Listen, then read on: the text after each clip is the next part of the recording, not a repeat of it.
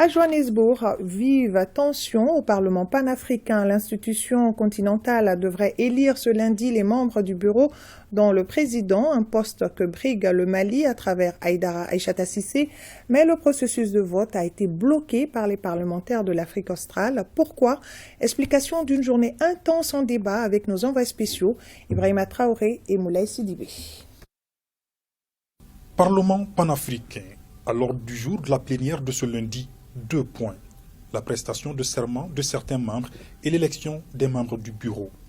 La prestation de serment s'est déroulée sans problème. Une commission ad hoc est ensuite mise en place pour diriger le processus de vote. Toutes les régions du continent y sont représentées.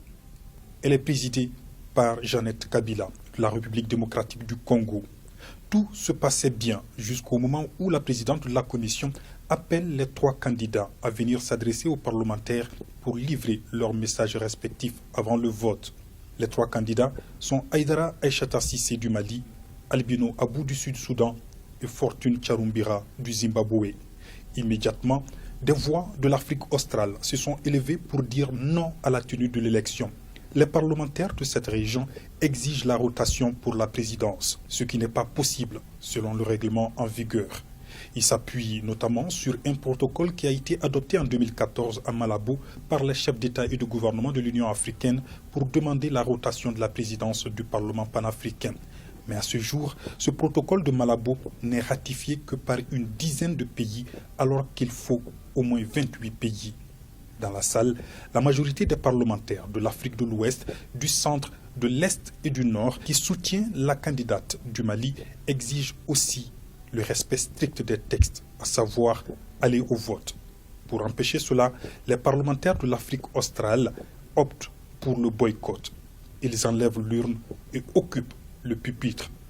Après de longues minutes de mésentente, la présidente de la commission ad hoc a finalement suspendu la séance pour certainement essayer de calmer les ardeurs.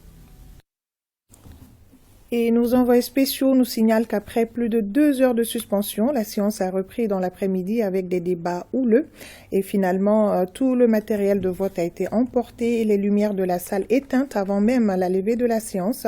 Les candidats des caucus Afrique de l'Ouest et de l'Est, la malienne Haïdara Aïssata Cissé et le sud-soudanais Albino Abou, ont fait une déclaration commune pour dénoncer le comportement et le blocage systématique du processus électoral.